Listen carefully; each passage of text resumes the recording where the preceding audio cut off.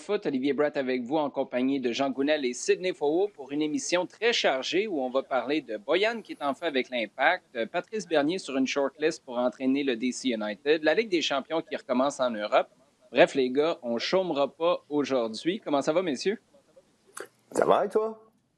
Très bien. Ça va super bien. Ça va un petit peu déstabiliser par contre parce que je pensais pas me poser la question si tôt à savoir si Patrice Bernier, un, avait l'ambition de coacher une équipe de MLS, deux, était prêt à coacher une MLS, mais surtout, Sid, trois, à coacher le DC United. Oui. Toutes ces questions sont très valides. Patrice Bernier qui avait un petit peu disparu du décor, je dirais, avec l'annonce de l'équipe réserve U23 et la délocalisation de l'Impact au New Jersey, qui peut-être genre comme a ralenti son destin en tant que futur coach. Principal, puisque ça fait quand même déjà un petit moment qu'il est assistant. Mais cette nouvelle à DC United, finalement, faisait un peu de sens. J'ai un peu fouillé dans les tweets de Patrice Bernier et je vois que sa relation avec Ben Olsen date et que il a toujours exprimé un peu d'intérêt sur ce club-là en particulier. Donc, je n'étais pas tant surpris de voir qu'il est considéré. À quel point il est considéré, ça c'est à voir, puisque apparemment Gilles Ellis est parmi vraiment les top candidats pour le poste. Mais oui, genre, si on m'avait dit que ce serait pas forcément l'Impact de Montréal qui serait la première destination de Patrice Bernier en tant que coach principal, j'aurais été surpris effectivement. Avant de parler de Patrice Bernier davantage, Jean, justement, Sid vient d'en glisser un mot. Gilles Ellis, c'est une réflexion qui est très, très 2020 en ce moment, et je dis ça dans le sens le plus positif du terme pour le DC United. On veut aller vers un coach qui représente les minorités. C'est pour ça qu'on parle beaucoup d'un entraîneur noir, par exemple. Mais Gilles Ellis, j'avais la discussion avec un collègue dernièrement qui me disait, mais qui a le plus à gagner ou à perdre dans cette opération-là? Parce que Ellis a un statut légendaire en ce moment aux États-Unis. Tu ne vas pas lui donner une... J'ai l'impression que ce serait une plus grosse opportunité pour Patrice Bernier que pour Gilles Ellis, parce que son nom est fait déjà en ce moment. Oui, certainement. Au niveau de Gilles Ellis, je ne sais pas quel est exactement son plan de carrière, mais elle a atteint effectivement un sommet avec l'équipe nationale américaine féminine, championne du monde, double championne du monde. Elle peut difficilement aller plus haut au niveau de la reconnaissance, certainement.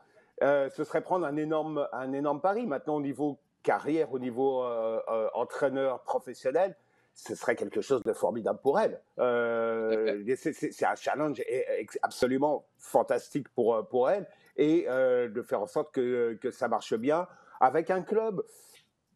Je ne vais pas dire que DC United est un modèle de stabilité, mais la façon dont ils sont restés sur le long terme avec Ben Olsen, c'est quand même intéressant, et c'est quand même la preuve qu'il y a une réflexion derrière et qu'ils veulent mettre en place un projet sur le long terme. Et ce que je veux dire par une plus grosse opportunité, peut-être pour un gars comme Patrice Bernier, dans le sens où tu ne sais pas quand la prochaine reviendrait, alors que Gilles Ellis, une sélection nationale chez les dames, c'est certain qu'éventuellement, quelqu'un va venir cogner à la porte. On pense à l'Angleterre. Bref, tu peux faire le tour de la planète, puis tout le monde, monnayant quelques dollars, je présume, parce que Gilles Ellis est probablement assez dispendieuse à faire débarquer chez toi dans ta fédération. Mais c'est là qu'il y aurait peut-être une opportunité pour Patrice Bernier. Ceci dit, dans un contexte de pandémie, dans un contexte familial où ça fait 3 ans cette semaine, Sid, que Patrice a pris sa retraite comme joueur. Tu te rappelles de ce fameux dernier match au Stade Saputo avec un penalty marqué justement devant sa famille, ses parents qui sonnaient la cloche ce jour-là. Est-ce que tu vois Bernier partir ailleurs, coacher? Je le vois un petit peu, moi, un peu comme je voyais Mauro Biello. Je ne le voyais pas comme un Marc Dos Santos, Biello, qui avait l'intention de faire une carrière de coach un peu partout où les opportunités allaient le mener. Il avait envie de coacher l'Impact. Est-ce que tu vois la même chose avec Patrice Bernier? Je sais pas, mais encore, je pense que pour le keyword, c'était vraiment en période de pandémie. S'il y a quelque chose, tantôt je parlais des réseaux sociaux de Patrice Bernier, il est très famille. On voit beaucoup ses enfants et la place que ça occupe dans sa vie. est-ce qu'un destin de globetrotter comme sa carrière de joueur l'a démontré peut l'intéresser en tant que coach? Moi, j'aurais dit oui. J'aurais dit oui. Maintenant, dans ce contexte-là, où forcément ça veut dire éloignement, ça veut dire contrainte, sa famille ne va pas déménager, c'est certain. Je suis pas sûr que ça l'intéresserait. Donc, je te dirais que c'est une question de timing. En même temps, parce que je crois qu'il prend la décision, si en tout cas ça lui est proposé de coacher DC United, le mettrait forcément dans un parcours à la Guido Santos, à la Jesse Marsh, à ceux de coachs qui iront comme sur les différents challenges et ne seraient pas forcément des coachs type Homer, si je puis dire, qui seraient vraiment attachés à leur club de cœur et dont le destin serait lié éternellement à leur club de cœur. Pas des Mauro Biello ou des Jim Curtin, dans le fond. C'est ça que je suis en train de t'entendre dire, Sid. On va revenir maintenant, Jean, si tu le permets, à ce qui s'est passé du côté de l'Impact au cours de la dernière semaine, avant le retour à la maison. Maintenant, l'Impact est retourné aux États-Unis, mais il y a eu quelques jours de repos à Montréal. L'équipe ne pouvait pas s'entraîner, évidemment. On ne peut pas soigner les blessés. Thierry Henry est très clair par rapport à ça en raison des mesures sanitaires du gouvernement ici et de la quarantaine qui est imposée. Ça pourrait changer, là, ça, si le gouvernement décide de faire des tests COVID à l'aéroport. Ça va être intéressant à suivre. Mais avant cette pause-là, Jean, superbe performance de Boyan. À mon sens, sa meilleure, probablement par un mille de campagne depuis son arrivée à l'Impact à l'été 2019. Pensais-tu voir un Boyan de cette qualité-là, comme ça a été le cas face à Miami? Pensais, non. Non, que le potentiel, je pense qu'on est tous d'accord, on savait qu'il était là, hein, clairement. Je crois que Boyan, et ça revient dans la discussion qu'on a déjà eue plusieurs fois, il faut le mettre dans les meilleures conditions possibles pour qu'il puisse s'exprimer. Parce que là, on est sur le point et je pense que Thierry Henry a trouvé sans doute une façon de le mettre dans les meilleures conditions, que ce soit au niveau tactique, au niveau de jeu, que dans l'environnement, dans les responsabilités, au niveau mental aussi. Parce que là, il est bien. Il est vraiment bien, avec un rythme de jeu qui semble lui convenir. Parce que on est d'accord que Boyan, c'est pas un gars qui va te faire les 34 matchs ou 32 matchs et jouer 90 minutes à chaque fois, d'accord. Donc là, il est dans une phase, dans un rythme qui lui convient parfaitement, dans un système qui lui convient parfaitement, avec une certaine liberté, à la fois liberté dans ce qu'il est capable de faire et responsabilité dans le jeu. Donc je pense que ouais, on est vraiment sur un... Il y a quelque chose qui a cliqué là, il y a quelque chose qui tourne bien et sur lequel je pense qu'il est possible de construire sur du solide et sur du long terme. Sid, j'ai écrit dans mon rapport d'après-match à la suite de cette rencontre-là face à Miami où l'Impact a gagné. C'est une victoire méritée, honnêtement, dans le contenu, dans la manière, dans la façon de travailler. Puis avec l'adversaire qui était en face, qui n'a pas été extraordinaire ce soir-là, mais qui n'était pas nul non plus.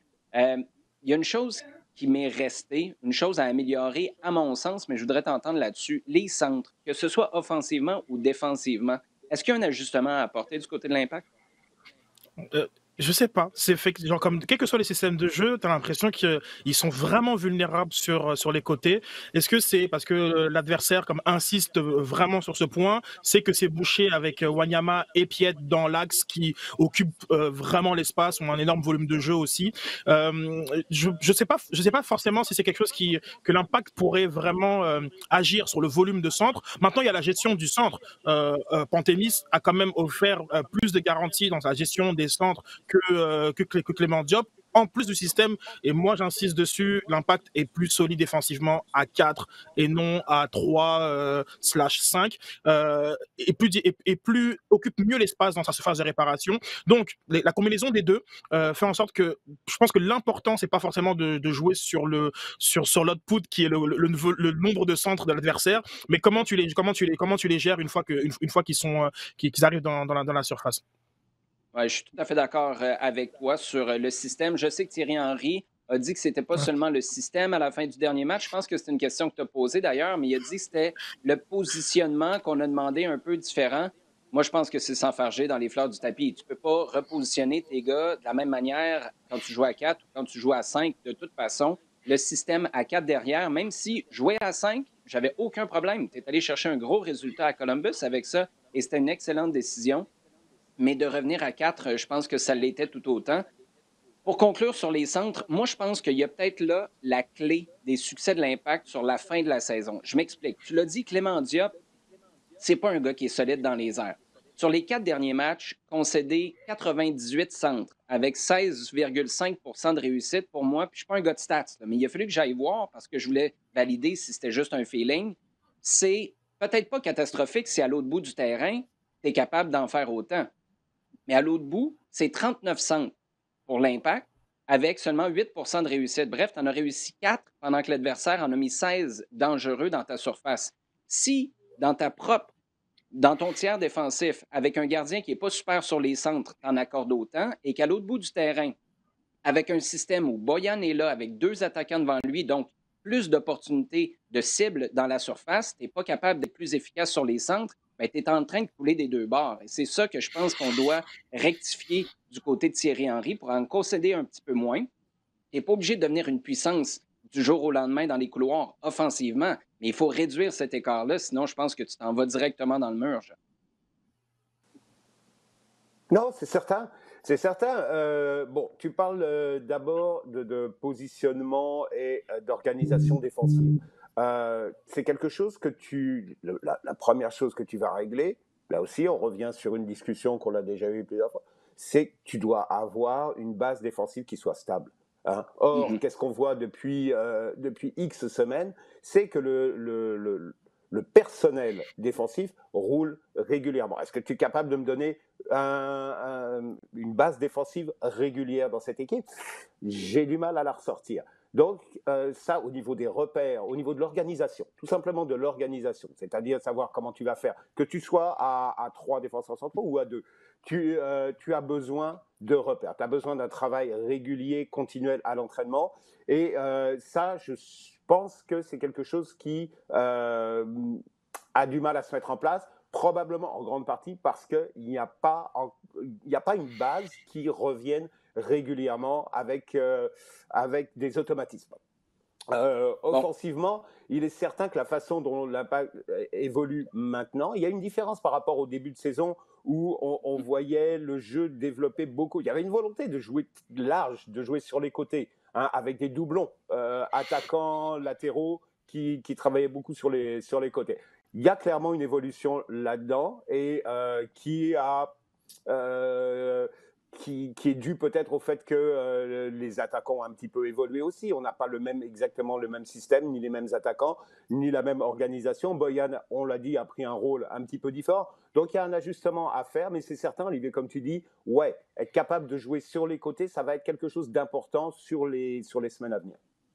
Bon, vous aurez compris que ça, c'était notre segment à domicile. Maintenant, passons à notre segment en temps additionnel, parce que de l'autre côté de l'Atlantique, il y a beaucoup de choses à couvrir et je voudrais commencer par toi, Jean. Cette fameuse Ligue européenne, cette European Super League, là, on ne sait pas trop comment elle s'appellerait exactement, qui serait, en bon français, backé par la FIFA, ce qui veut dire que ça coupe l'herbe sous le pied de l'UEFA et de sa Ligue des champions. Je présume qu'il y a eu des belles discussions au cours des derniers jours à quelque part en Europe pour dire, hey, là, c'est notre compétition la plus prestigieuse, c'est notre pain, c'est notre beurre, c'est tout ce qu'on peut mettre dans nos coffres, cette Ligue des champions-là, avec l'euro, évidemment, sur la scène internationale. Qu'est-ce que tu penses de cette idée-là? D'abord, d'un point de vue philosophique, mais surtout que ça vienne maintenant en temps de pandémie. D'abord, j'ai un énorme doute que ça puisse être soutenu par la FIFA. Et je pense que ça, à mon avis, c'est un des pieds qui va manquer. La FIFA, elle, a son agenda, et qui est de mettre en place une Coupe du Monde des clubs, qui soit une vraie Coupe du Monde, 24 clubs, parce que la FIFA cherche à avoir une représentation et un pouvoir sur le football de club qu'elle n'a pas actuellement. Et elle se rend compte que c'est extraordinairement lucratif avec les ligues des champions de clubs, que ce soit en Europe, en Asie. La Ligue des champions en Asie est extrêmement lucrative et fonctionne très très bien. La Copa Libertadores, évidemment, aussi en Amérique du Sud. Donc, je ne suis pas persuadé que la FIFA va être derrière ce projet-là. Maintenant, une Super Ligue européenne, Qu'est-ce que ça veut dire? Ça veut dire, est-ce que les grands clubs sont en train de pousser pour se dissocier de l'UEFA et monter leur système à eux? Ou bien est-ce qu'ils sont en train de négocier, parce qu'on va arriver dans une phase de négociation de la Ligue des Champions pour une nouvelle fenêtre qui va être 2024-2027, pour que l'UEFA aille dans leur sens et dise bon, bah, on va vous donner plus d'argent, on va vous donner, disons, certains arrangements, peut-être une plus grosse représentation. On sait que ce qui est prévu, augmenter les groupes, donc les revenus, évidemment.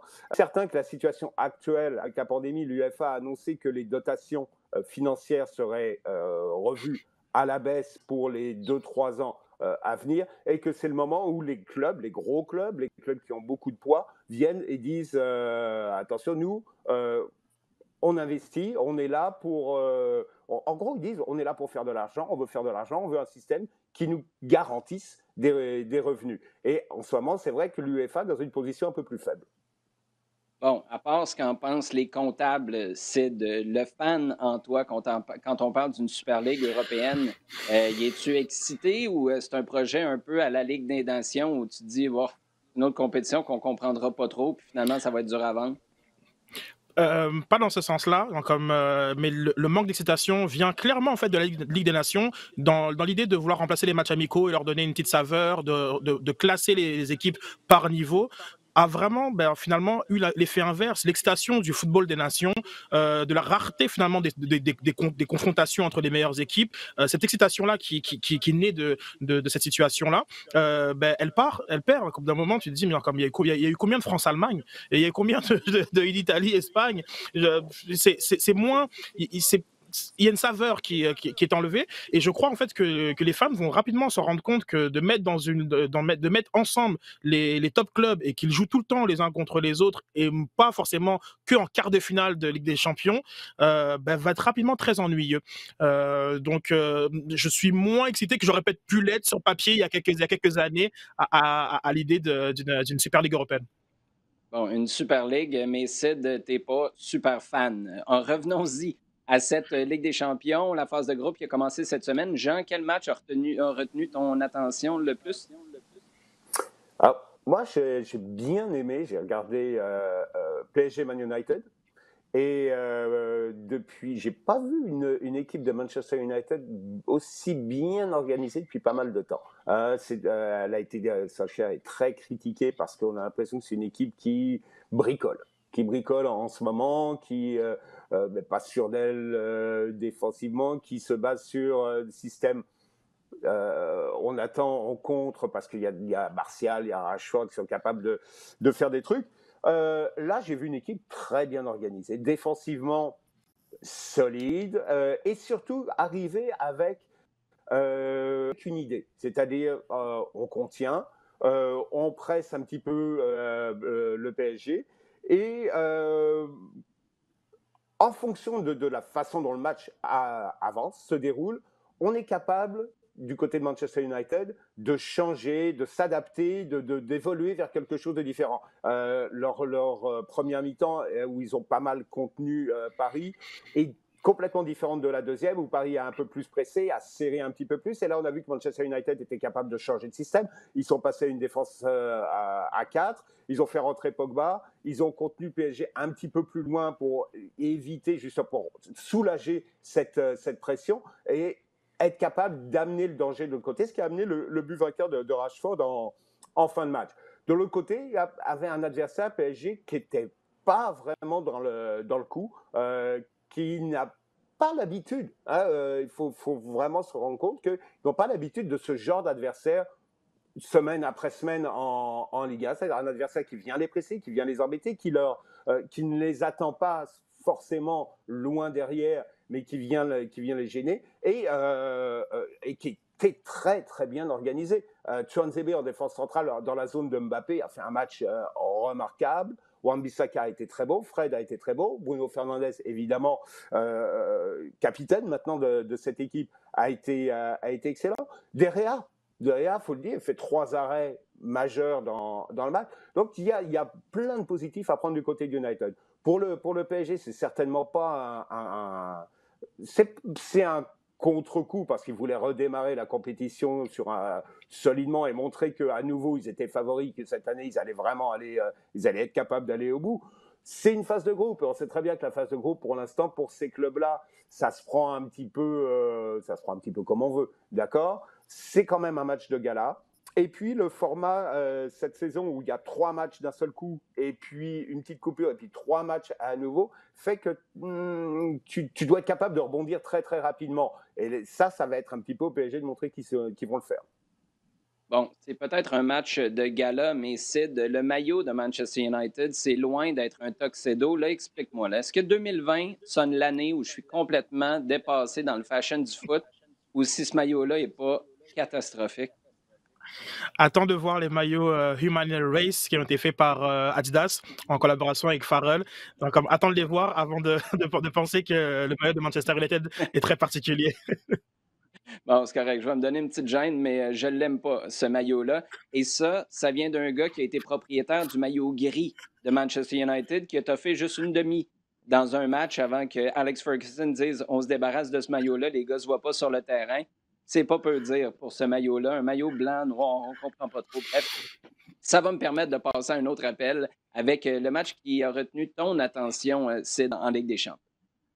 Oui, le Bayern Munich, c'est vraiment une équipe qui impressionnante. Genre, c'est assez incroyable donc, comme la façon dont ils ont géré un adversaire de qualité, un adversaire qui est capable en Ligue des Champions de faire des différences, qui est l'Atlético de Simeone. J'étais curieux de voir comment le Bayern allait répondre. Le Bayern a eu un peu de difficulté contre Séville durant la finale de la Supercoupe. Est-ce qu'il y avait un petit peu de gueule de bois? Comment il y a eu aussi ce petit accrochage contre Offenheim, une sacrée défaite quand même 4-1. Donc parfois on a envie de voir des signes de déclin et le Bayern a très rapidement balayé tout ça. Un Kingsley Coman enfin à son niveau, donc lui on va lui souhaiter de rester en santé parce que c'est un peu un de ses problèmes, mais surtout en fait une organisation implacable, donc, comme un 4-2-3-1 qui avait vu Tolisso en numéro 10, mais une équipe qui est finalement à chaque poste imbattable, qui a aussi le luxe d'avoir Leroy Sané dans les tribunes. J'étais vraiment impressionné. Et pourtant, en face, l'Atlético n'a pas démérité. Oblak a fait un bon match, même un très bon match malgré les 4 buts encaissés. Et c'est pour dire en fait la marge de manœuvre du Bayern qui est simplement voilà, donc comme clinique. Envoie aussi comme un sentiment de supériorité qui est très rare, qui pour moi faut remonter au Barcelone de Pep pour ce sentiment voilà, de supériorité. Tantôt tu parlais de Manchester, de Ferguson, pareil, mais c'est un sentiment très rare, même lorsqu'on est une très bonne équipe, de pouvoir dégager. Et je suis certain que quand Suarez il est sorti à la 72e avec un 4-0 et qu'il s'est dit la dernière fois j'en ai pris 8, ça a dû être compliqué dans sa tête. Ouais, imagine ce qu'il a envie de faire, Luis Suarez. Ça, c'est un gars qui a mordu du monde pour moins que ça. Bref, ça a dû revoler dans les vestiaires de l'Atlético. Jean, tout à l'heure, tu nous parlais du DC United et de la patience admirable. J'ai l'impression que c'est même sur les 10 dernières années quasiment du jamais vu de garder un entraîneur en poste comme on l'a fait avec Ben Olsen. On ne peut pas tout à fait dire la même chose avec le Real Madrid. Est-ce que ça veut dire que Zinedine Zidane est en gros danger en ce moment? Il a certainement de la pression. Avec un match de Liga perdu le week-end dernier où le Real a été vraiment nul, complètement. Et où pour leur retour en Ligue des Champions, ils se sont fait totalement surprendre par Shakhtar. Shakhtar qui était en plus pas mal diminué parce qu'ils avaient pas loin d'une dizaine de joueurs inéligibles qui sont restés en Ukraine à cause de la pandémie, qui étaient positifs, dont 3 de leurs meilleurs joueurs. Ça n'empêche pas que défensivement, le Real a été totalement à la rue, totalement à côté de son truc. Mené 3-0 en première mi-temps. Bon, ils reviennent un petit peu, mais dans l'organisation, il n'y avait pas... Il y avait rien. C'était par à-coups. à une frappe de Modric, une action, mais il n'y avait rien de construit, rien d'amené.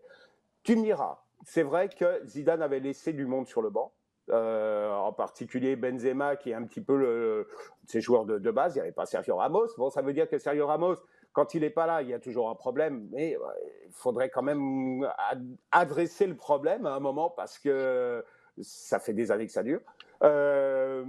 Kroos est pas dans le coup vraiment, mais il est certain qu'il y a un classico ce week-end et que arrivant sur ces 2 défaites, la marge de manœuvre de Zidane est un petit peu limitée. Est-ce qu'il joue sa tête? Regarde, je vais rien dire parce qu'à chaque fois ça me retombe dessus, mais je crois pas. Je crois que dans les termes et dans la façon dont Zidane est à Madrid, la seule chose qui pourrait se produire, c'est que lui dise à un moment, là je suis au bout, et puis comme il l'a déjà fait, mais je ne vois pas une décision prise à son encontre par la direction du Real actuellement, même si ça allait mal lors du Classico, C'est sûr qui que les arrive quand même pas perceptions. mal tôt dans la saison. Oui, exactement, mais ça reste un classico. Il y aura une question intéressante d'ailleurs de Thomas Villeneuve un petit peu plus tard dans nos sujets chauds sur la présence ou non de fans dans les estrades, puisque ça change dans la perception des clubs pour la patience qu'on a avec les entraîneurs. Mais Sid, juste pour conclure sur le cas Zidane, il y a les performances, il y a les moments clés dans la saison, même si, comme Jean le dit, ça arrive de bonne heure cette année, ben, un classico, ça va toujours être un moment clé. Et finalement, le troisième facteur, c'est ben, on aurait qui comme remplaçant? Et c'est là où la présence de Mauricio Pochettino fait en sorte que tu te dis, ben, s'il y a un moment où on pourrait jeter les dés puis peut-être surprendre tout le monde en remerciant ou en s'arrangeant avec Zidane pour qu'il quitte, ben, c'est peut-être quand tu as un Pochettino disponible. Oui, non, c'est sûr. De toute façon, il y a une forme de rotation un petit peu des coachs plus en vue et il y en a toujours un ou deux qui sont sur la touche et qui sont prêts à prendre ta place. Mais je rejoins Jean sur le fait que c'est assez tôt. C'est sûr que la défaite contre Cadiz était très, très, très inquiétante et qu'en plus, après, bon, contre Shakhtar. Mais il y a vraiment deux Real Madrid. Il y a celui avec Ramos et celui sans. Et on l'a vu contre City, on l'a vu contre l'Ajax, c'est quand même une constante dans ses problèmes défensifs.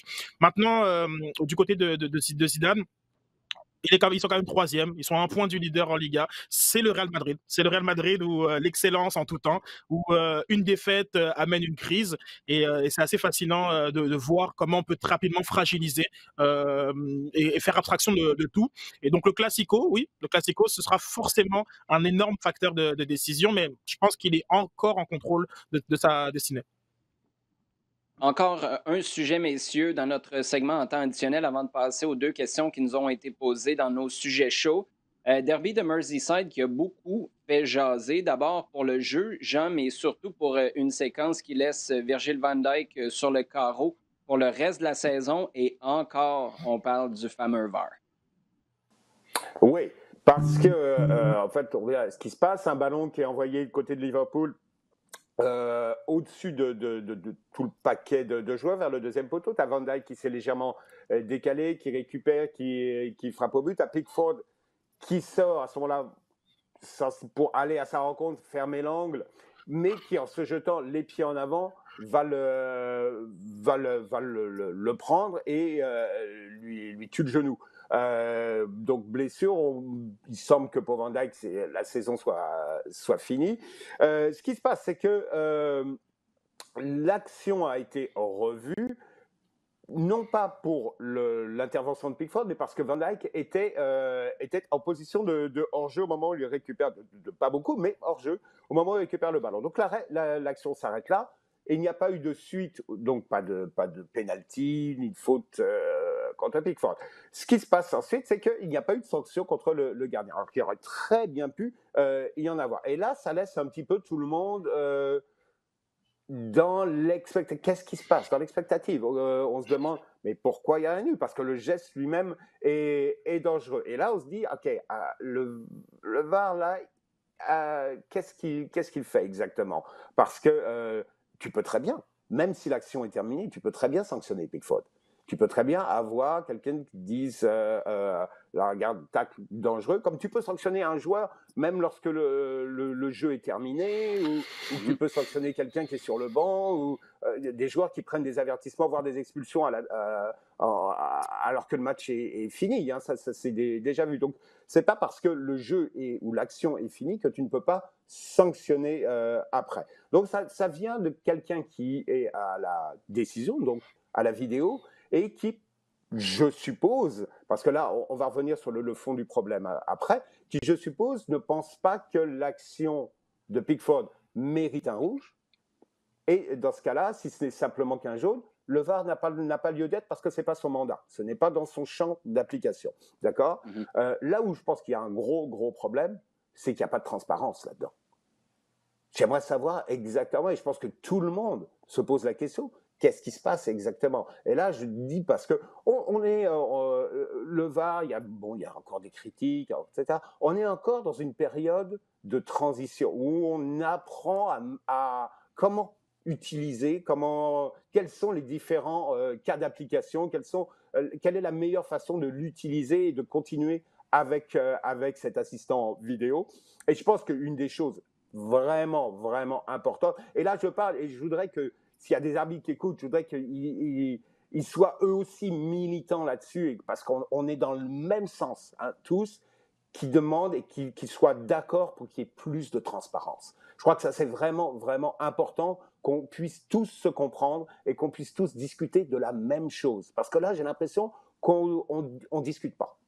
C'est tout. Parce que, Qu'il y a une dans le décision, fond, personne n'est capable de vraiment comprendre pourquoi, et ça va continuer.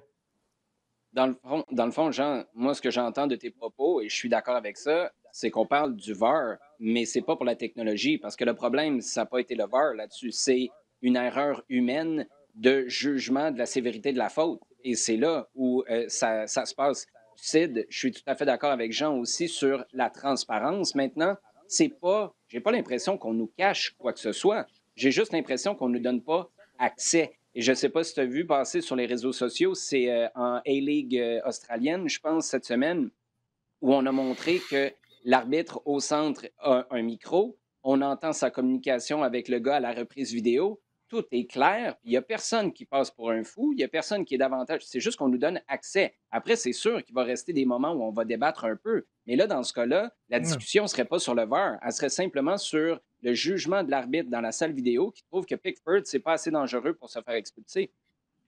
Exactement. C'est ça. Il y a eu un jugement de la nature du geste de Pickford et qui a été jugé non dangereux en fait.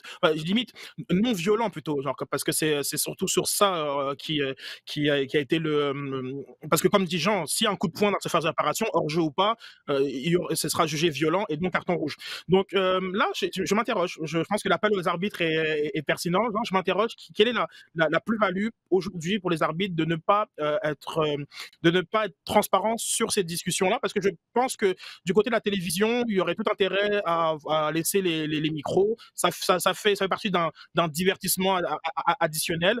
Donc, je pense vraiment qu'au niveau du syndicat, des arbitres ou des instances qui les représentent, il doit y avoir quelque chose qui bloque. La MLS l'avait déjà fait. À un moment donné, on entendait les discussions qui avaient lieu dans le car, on appelle ça comme ça. Là où, mais je sais pas pourquoi, c'est quelque chose qui est parti avec le temps. Donc, et je pense que les arbitres doivent surtout aussi pour simplement l'aspect sur le terrain. Ils sont très régulièrement invectivés par les joueurs et je pense que ce serait aussi à leur avantage de montrer que ces interactions-là parfois justifient des jaunes, parce que parfois on se demande pourquoi certains joueurs ont des jaunes ou certains joueurs finissent par l'accumulation d'avoir comme un jaune.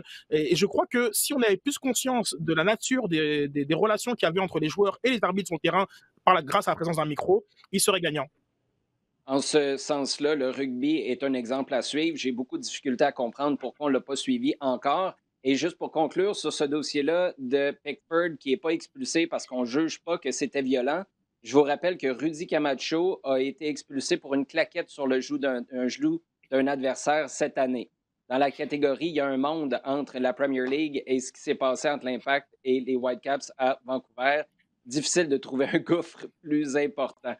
Si vous le voulez, les gars, on va passer à nos questions des sujets chauds. Celle de Thomas Villeneuve. Avec l'absence des partisans dans les stades, croyez-vous que les clubs seront plus patients avec leurs entraîneurs? Je trouve que c'est vraiment intéressant ça parce que tu ne peux pas avoir le pouls en direct. Tu n'auras jamais, je comprends qu'on met du son artificiel, mais je suis pas mal certain que le DJ n'a pas trouvé les huées dans sa banque de son pour mettre dans le stade. Tu n'as pas ce feedback-là direct des supporters. Est-ce que tu penses que ça peut avoir une influence, Jean?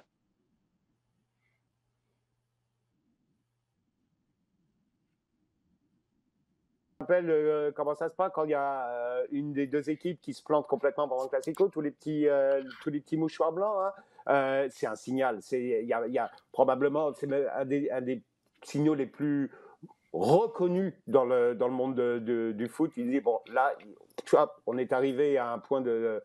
Ça suffit, là. Et c'est un signal tellement fort que souvent, les entraîneurs, ils ne survivent pas. Oui, donc c'est certain que la non-présence de supporters enlève de la pression directe qu'il y a sur l'entraîneur, mais surtout sur la direction des clubs lorsque les choses vont pas très bien. Parce que c'est souvent la réaction. Ça va pas, on sent qu'il y a un mouvement, que c'est en train de prendre de l'ampleur. Hop, on coupe, on fait sauter le fusible qu'est l'entraîneur et on repart sur autre chose. Là, ça n'est pas le cas. Donc, probablement, il y a la possibilité, la marge en tout cas, de regarder les choses avec un tout petit peu plus de distance, moins à chaud, et donc de se dire, OK, on va se donner peut-être un petit peu plus de temps, voir comment réagir. Parce qu'effectivement, ça va enlever un petit peu de la précipitation dans la réaction vis-à-vis de l'entraîneur. À l'inverse, Sid, souviens-toi des premiers matchs de Jürgen Klopp qui débarque à Anfield. Ça a été une histoire d'amour qui s'est solidifiée, qui a pris racine super rapidement. Je pense à Thierry Henry ici à Montréal. Tu as des liens très étroits qui peuvent se tisser entre un entraîneur et une nouvelle équipe. Là, dans un stade vide, c'est pas mal plus compliqué. Oui, tout à fait. Je pense qu'on en parlera. Mais au niveau des entraîneurs, je ne sais pas qui a dit cette citation-là, mais tous les entraîneurs du monde sont à 10 matchs de se faire virer. Et j'y réfléchis, et puis c'est vrai que finalement, sur une séquence de 10 matchs, à moins d'être des Klopp ou des Guardiola de ce monde, et encore, ils ont des enjeux économiques et financiers qui sont énormes, c'est dur de survivre. Donc, c'est accentué par la présence des fans. C'est vrai, une excellente remarque de notre auditeur. Mais du point de vue des dirigeants, finalement, c'est au niveau de l'objectif. S'il faut absolument être dans le top 4 parce qu'on a besoin des droits de téléviser, rapidement, on va se faire le calcul mathématique qu'il faut passer au prochain appel. Sinon, si les droits sont encaissés, s'il n'y a pas beaucoup de changements à la billetterie, parce que ça aussi, comme les fans parfois oublient qu'ils ont aussi un autre pouvoir, c'est pas simplement de huer, mais c'est aussi de ne pas se présenter. Mais ils ont tendance finalement, les dirigeants, à pas tant bouger que ça, parce qu'ils sont pas certains que leur décision sera bien accueillie. Donc, financièrement, s'il n'y a pas d'incitatif, ils auront tendance effectivement à ne pas faire de changement. Il n'y avait pas eu de fans autour de lui. En 2014, de mémoire, le dernier tweet de Joey Saputo, c'était un match au stade à Montréal, à moins que je me trompe. Son dernier tweet, est-ce qu'il l'aurait tweeté, ça, s'il n'y avait pas eu de fans autour de lui qui étaient mécontents? Non, pas certain, parce que financièrement, ça ne change pas grand-chose. Et c'est plus le signal qui est envoyé par les fans, c'est un désamour avec l'équipe. Et ce désamour-là peut jouer sur l'an prochain, sur les renouvellements de billets de saison, peut jouer sur l'attraction des sponsors. Et encore que dépendamment de ta structure, de ta structure financière, comme les Manchester de ce monde, qui arrivent à signer des Chevrolets sur 10 ans avec une énorme manne d'argent, ben, il n'y a pas forcément le besoin que le sportif, que l'aspect sportif, parce que ça reste du foot quand même, que l'aspect sportif influe sur la décision. Donc, on est dans du foot business pur et dur. Bon, on y va avec la dernière question qui est posée par Antoine, messieurs. Une question qui nous ramène dans le giron de l'Impact de Montréal. Antoine nous demande à quel point Thierry Henry prépare-t-il ses réponses à l'avance avec les médias et quel est son objectif en répondant de la sorte? Là, juste pour faire une petite parenthèse, je présume qu'on parle pas du dernier match parce qu'après le dernier match, c'était pas mal, je veux pas dire tout sourire parce qu'il y avait un masque, mais c'était pas mal positif. peut-être sur les commentaires de Thierry Henry avant cette rencontre-là. Et Antoine termine en disant est-ce que son objectif est d'avoir le moins de questions possible, de cacher son jeu? Sid, peut-être toi en premier, qu'est-ce que tu en penses? C'est très intéressant comme question. À quel point sont préparées les réponses? Pas tant. Il faut comprendre que dans le contexte de fin de match, il y a un produit dont on ne peut pas anticiper, qui est le contenu du match. Donc il y a beaucoup de questions sur des faits de jeu, sur l'utilisation ou pas de tel joueur. Donc c'est les réponses à des choix arbitrales, etc. Donc c'est pas quelque chose qu'on peut vraiment anticiper et préparer. Maintenant, il y a une attitude. Il y a une attitude qui va permettre de mettre un climat de confiance sur lequel on va pouvoir poser beaucoup de questions.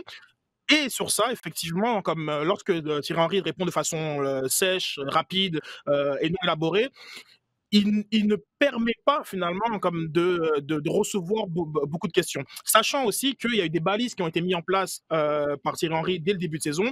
Ne veut pas répondre sur les blessés, ne veut pas trop parler de l'adversaire, ne veut pas se justifier sur les changements. Et finalement, comme il a réussi, par ce tour de force de communication, à réduire finalement la portée des questions qui lui est permis d'être posées. Permis, c'est façon de dire, mais au bout d'un moment, ça reste quand même des relations humaines. Mais il a réussi à réduire ça. Maintenant, il y a une autre fenêtre de communication qui est avant les matchs. Et effectivement, avant les matchs, oui, là, il y a plus de réponses à des contenus qui auraient été produits par les médias, il y a plus de réponses à des débuts de polémiques, il y a plus de réponses préparées où Thierry Henry a envie que certains messages, parfois c'est des messages qui n'ont pas été même discutés. Donc, il va nous dire, mais on parle pas assez de tel joueur, on ne parle pas assez du fait qu'il y a eu un changement tactique, on ne parle pas assez du fait que... Et donc là, on est beaucoup plus dans un exercice qui est préparé lorsqu'on est dans les conférences d'avant-match. Maintenant, cacher son jeu, oui, clairement, oui. Tactiquement, c'est un joueur qui ne se livre peu. Et d'ailleurs, il y a quelque chose qui est très, très fascinant en conférence de presse, où lui, il refuse de donner des éléments tactiques, de parler de jeu. Et juste après, le joueur, l'un des deux joueurs, est beaucoup plus... lui, il explique, voilà, moi, mon rôle sur le terrain, ça a été de faire ça. On m'a demandé de bloquer tel joueur. Et donc, j'ai fait ci, j'ai fait ça. Et donc, à ce moment-là, on voit vraiment que Thierry Henry utilise énormément le mensonge par omission comme pour cacher son jeu. Et puis bon, ben, c'est compréhensible, c'est des gains marginaux qu'il faut toujours s'accrocher pour battre un adversaire. Pour conclure là-dessus, Jean, si tu vas piger dans ta valise à souvenirs, toi, tu as interviewé certains des plus grands, Alex Ferguson, Risto Stoichkov, bref, je ne vais pas faire la liste, on serait là toute la journée. Mais est-ce qu'il y a un comparable que tu as déjà rencontré à Thierry Henry? Wow! C'est une bonne question, Olivier. Je sais qu'elle est grosse, la valise à souvenirs. Non, je crois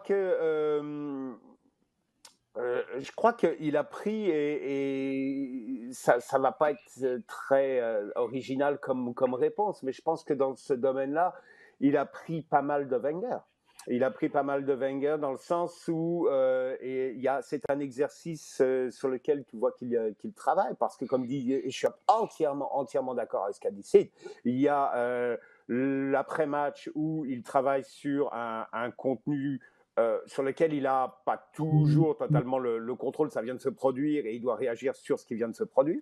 Et il y a le reste, qui est généralement l'avant-match, qui lui offre la possibilité de passer ses messages.